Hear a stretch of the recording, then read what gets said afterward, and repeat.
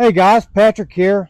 Today I'm going to go over my 2025 setup that I have been using since about this past February, March, all the way through the summer. I've shot a ton of 3D shoots with it. The only thing I've changed was the arrow setup. I did that about a month ago, so we'll go over the two different arrow specs I had for it. But we'll go over the bow first. This is my Black Widow PSAX. It's 60 inches. It is 49 pounds at 28. This bow is Sapelli riser. I think that's how you say it. It's Sapelli riser in through here. And it's got redwood. The horns on it are redwood. Right there, it's got phenolic in the riser, which gives it a little bit extra weight. It's got Sapelli limbs.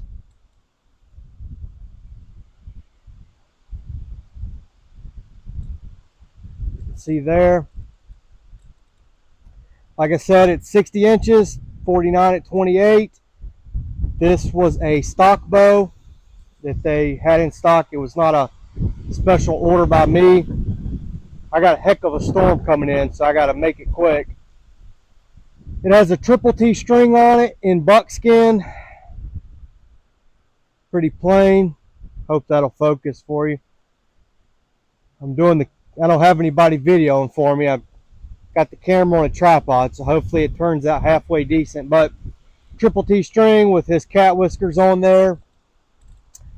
I've had a lot of his strings in the past, and I think they're fantastic. No, I don't get them for free. I'm not affiliated with him. As far as the strings go, never met Trevor in person, only talked through messages. But one thing about his strings is you can get them super quick. They ship out within probably a day of ordering them. They're usually at my doorstep within a week. But his strings come with knock sets on them that are adjustable. So when you're tuning it, you can adjust them up and down. Once I get it tuned, I always cut the adjustable ones off and put permanent ones on myself. I use bright colored serving, whether that's fluorescent yellow, orange, or white, just because it's a little bit easier to see in low light. It's the reason I do that. I shoot with a clicker. I've had target panic for years, and I had it with a compound years ago. I don't know if I made a video about that or not. If I not, I need to make one talking about target panic. But all I ever wanted to do was shoot with a traditional bow. That was like the ultimate for me. And I had target panic when I switched to a traditional bow. I had target panic so bad, and I was shooting too much weight when I started doing that, and that made it even worse. So I struggled with the traditional bow for years and years and years, and just was so frustrated. I would give it up and go back and give it up and go back. And then a clicker is what I found to get rid of that for me. It's been phenomenal. I just got to the point where I was so mad and I wanted it so bad that I just decided to try a clicker, and it was honestly a game changer for me. That and watching the videos about Tom Clum Sr. and all those guys on YouTube has helped me with my shooting so much. I have more confidence now than I've ever had. I've shot traditional for the last few years, and a compound also, but mainly traditional, and I have more confidence with this bow and setup than I've ever had. So let's see. That's the bow. It's got a Thunderhorn quiver on here. This is their bolt-on model. My Widow has the quiver inserts in the riser. I love the Thunderhorn quivers. This is the third one I've had. I still have a strap on. I've had two strap-ons. I still have one of those. Sold one to a buddy of mine. But this thing is solid. Their strap-ons are pretty solid, but nothing beats this. I'm very happy with this. They make it in a 4 and 6 arrow. I wish they made it in 5. To me, 5 is the perfect amount.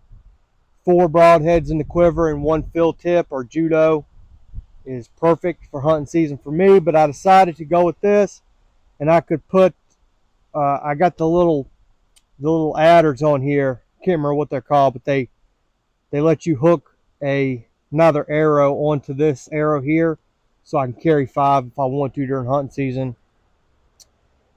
Let's see, I have the Big Jim's arrow holder here. It's called the Stop the Drop, and in the package, I did a video about this also. In the package from Big Jim's, it comes with 2 of these little stick-on things here in one of the arrow holders. So you can essentially put one of these little stick-ons on 2 bows and then just swap this piece back and forth. So you pretty much get 2 arrow holders in the package for the price of 1. But what it does, let me go ahead and stick this back on here. What it does is when you're hunting, sitting in a tree stand, you just hook this on here and it holds your arrow on there while you're sitting in the stand so it doesn't fall off. And when you go to take a shot, all you have to do is draw the bow and it comes off.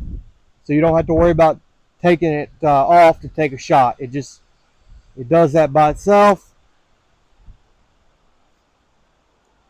I have these snuggers on here. Since these are 5mm arrows, you get these snuggers from Thunderhorn, and what they are, I hope you can focus on that. They're just little rubber bands here that fit over on there just to tighten up the gripper so the 5mm fit in there snug. Okay, I'm going to talk about the arrow setups. Let's see. Now, I had started this spring, I had tuned these arrows for it. Let me go ahead and mention one more thing. This is the only bow. I have had a ton of traditional bows. This is the only bow that I could not get to bare shaft tune. No matter what I did, no matter what arrows, it did not matter. I tried tons of spines. I tried tons of shafts, everything I knew to do. It's the only bow I've ever had that issue with, and I was getting knocked high constantly. It did not matter what I did. So what I ended up doing was putting this little piece of Q-tip under here, under my shelf. I cut a little piece of Q-tip and stuck it up under there when I put this new Velcro on here for my rest, and it sets the arrow up a little bit. And when I did that, I started getting perfect bare shafts. So I don't know why this was a stock bow. Like I said, I don't know if it's because they tiller them neutral when it's a stock bow, and I shoot 3 under. That's the only thing I can think of that could be the issue. I don't know, but it fixed it, and I've since bare shafted these shafts and the taipans out of it. Got perfect bare shafts out of it. So these are what I started shooting bare shafted for it. These are the gold tip traditional classic XTs in 400 spine. I'm pulling about 45 to 46 pounds at my draw length. So it likes a stiff arrow. And these ended up being, when I bare shafted them, they ended up being 28 inches from carbon to carbon. That's where it ended up tuning at. So what these are, 28 inches carbon to carbon. They have the 80 grain insert in there. That gold, it's like an outsert that comes with them from Gold Tip. And then the point collars, which are almost 13 grains, 12.8 grains, and then 125 grain tips, wraps, and then 4-inch gateways.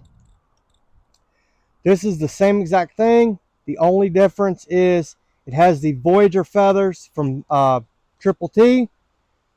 Trevor sent me these probably about 2 months, month and a half, 2 months before they were released to test. I tested them. I shot tons of 3Ds with them. That's why they're identical, just different feathers, same helical, same jig, same everything, just different feathers. And I'm going to make a separate video going over these, the differences and everything, that warrants a separate video. So total arrow weight of this came in at 580 grains. And to me, that was a little bit too heavy. I'm not a heavy arrow guy. I've been there and done that with a traditional bow and a compound. For the things I hunt, whitetail and bear, it's not necessary in my opinion. And the flatter trajectory of a lighter arrow, I'm much more accurate with that. I'm an instinctive shooter, so just the flatter trajectory of a lighter arrow, I am much more accurate, and that accuracy is more important than the heavier arrow for me personally. So I tried these again. I went back and I said 580 grains. That's not too bad. And I bare shafted them, set up a dozen, tried them, tested them. I shot these for probably about 6 months, and I was getting either high and low misses, usually low misses, just because the trajectory is so much within 20 yards.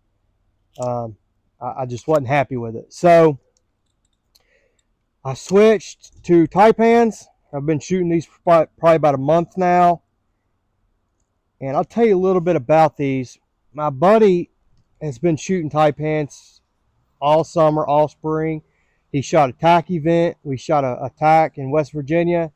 He's been shooting them, and one issue with them, well, an issue was nocks were breaking, and they were breaking down in the shaft. He would hit something hard or miss a target or something, and the knock would break off down in the shaft. I've never seen that before, and it happened multiple times. I witnessed it. Like, he wasn't like hitting arrows against each other or nothing. It was just, it would hit something hard, and the knock would break, and I would have to take a drill bit and stick a drill bit down in there and twist it in the knock, in the little hole in the knock, enough to pull the little piece of the knock out of the shaft to get it out.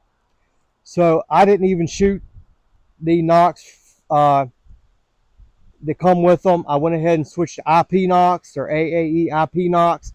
I shoot these on my compound also. I absolutely love them. They're very durable. So these shafts are the Taipans, Safari Tuff Taipans in 400 spine, 7.4 grains. These bare shafted at 29 inches from carbon to carbon. And that was with the 50 grain insert, the point collar here, which is not much, maybe 13, 14 grains, and then 125 grain tip, 4-inch gateway feathers, wrap, knock collar, knock, and total arrow weight of this is 450 grains. I like Easton's. And these are 5mm. I wish Easton would make a 5mm like the Easton 5.0s or something that had all these components in the box for a good price. That's why I went with the Safari Tuff, because what you get for the price and all the components and everything, you really can't beat it. But I do like American made, and Easton is American made. So, but I've got a few different Safari Tuff things, and everything's been great. So, plus I don't mind supporting Randy Cooling. I enjoy his podcasts and things. But one cool thing about these arrows is when you get them, they come with the hit insert, the brass hit insert that goes down in the shaft, and they're 100 grains. You can break them off in 3 sections. So they're 100 grains. You can break off one section, and it makes them 75 grains, and break off another section, and it's 50 grains. And you can decide whether you want the point collars or not. You can decide whether you want to buy the knock collars. So you just have a lot of adjustability there to get the exactly what you want. So 450 grains, what it ended up being, and I am much more accurate shooting these out to 25 yards, shooting instinctive. I mean, I am deadly. I have a lot of confidence in this setup. I've been very happy with it. I will say, my buddy had the nocks breaking, and also he was having the point collars. I glue in my tips with hot melt. That's why it won't twist off. But the the insert kind of goes over the lip of the end of the shaft. And when he was shooting in certain targets, like at our local 3D range, the targets are kind of, they're not very soft. And what was happening is the force was grabbing the insert and it was breaking off the insert right here at the end. It was shearing it off. And the insert, you would have the little piece of the insert on the lip would stay there. And the hole, or on the point collar, sorry, and the point collar would come down and hit his wraps and rip his wraps and fletchings off. So those targets shooting out of the compound with a lot more energy than in feet per second than a traditional bow, it was ruining his point collars. So that's something that I witnessed. I just wanted to mention it so you guys would know. But as far as shooting it out of the traditional bow, I haven't had any issues yet. Let's see. I'm going to talk about broadheads. Set my bow down. This is what I'm going to be using this year. Cutthroat, 125 grains, and the VPA 3-blade, 125 grains. Both the same cutting diameter. Cutthroats are made by VPA. These things are pretty much identical. Just the only difference is the cutting diameter is the same. The only difference really is the profile of the broadhead, which I'll show you here up close. Finish is the same, machining, everything. They are exactly the same. Excuse me. I will say when I ordered my first pack of Cutthroats, I got them from Rocky Mountain Specialty Gear. Got them in, and I put them on my shafts and did a spin test on them, and they were wobbling really bad. So I checked. I tried on multiple shafts, inserts, everything. I compared it to other broadheads I had just to make sure that they really were very inconsistent and wobbling before I called Rocky Mountain Specialty Gear. So I called them, told them. I think they kind of didn't believe me initially. They said something about they spin test every single broadhead before it leaves on a machined shaft, I guess to replicate a arrow shaft. They said they spin test every one, and they didn't know how it missed QC. But I told them, they said send them back. They didn't offer to pay shipping for me to ship them back. I didn't ask. Maybe I should have, so I had to pay $6 to ship them back. I didn't complain about it just because Tom Klum Sr. put so much information online that has helped me in my shooting that I figured all that free information I wouldn't complain too much about paying the money to ship the pack back. But I did. I got a new pack from them, and these spin test great. I spun test these. They're good. But I'll show you the profiles.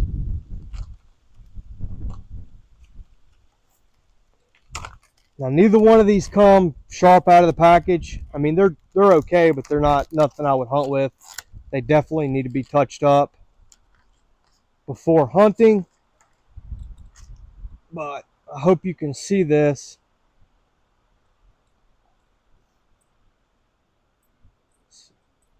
I hope it's focusing. The profiles.